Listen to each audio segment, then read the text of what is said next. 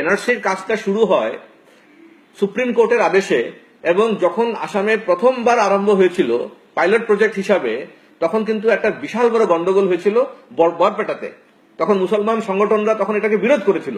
পরবর্তীতে যখন 2015-তে যখন আবার আরম্ভ হলো কাজ, তখন তরুণ গগৈ কংগ্রেস থেকে আপনার চিফ মুখ্যমন্ত্রী ছিলেন। তারা কি করেছিলেন, যত ধরনের অফিসিয়াল ছিল ম্যাক্সিমাম লোক তখন বাংলাদেশ মানে মুসলিম লোকদেরকে অ্যাপয়েন্টমেন্ট করে দিয়েছিল। আর যেসব মুসলিম প্রধান জেলা, ওইসবে দেখা গেছে কম্পিউটার ডাটা এন্ট্রি অপারেটরও তারা ইলিগাল ইমিগ্রেন্টসই ধরা যেতে পারে।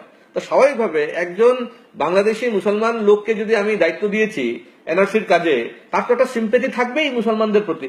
তাই আজকে দেখা যাচ্ছে কি যে হিন্দুদের নাম কেটে মুসলিমদের নাম ঢুকিয়ে দেওয়া হয়েছে। আমার কাছে এরকম তথ্য আছে যে যদি আপনি এনআরসির যে রিসিপ্ট দেয় এআরএন নাম্বার, ওই এআরএন নাম্বারটা হচ্ছে হিন্দুর নামে হয়েছে, কিন্তু যখন আপনি কম্পিউটারে গিয়ে এআরএন নাম্বারটা সার্চ করবেন দেখবেন যে মুসলিমের নাম বেরোচ্ছে। আমার দেখা যাচ্ছে যে অবৈধ মুসলিম বাংলাদেশিদের নাম হিন্দুদের নাম কর্তন করে ঢুকিয়ে দেওয়া হয়েছে। তাতে তাদের লাভটা কি হবে?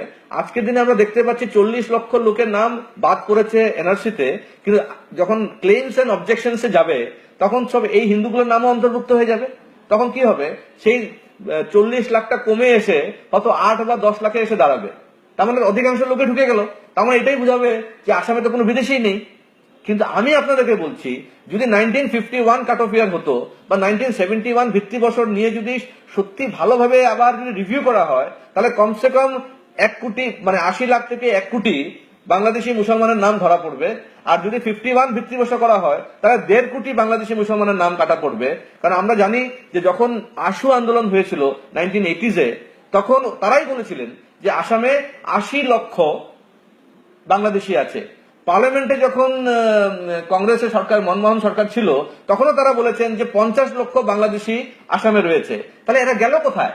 আজকে এই 1.5 কোটির মধ্যে আমরা 40 লাখের নাম দেখেছি, তার মধ্যে হয়তো 30 লক্ষ নামই ঢুকে যাবে।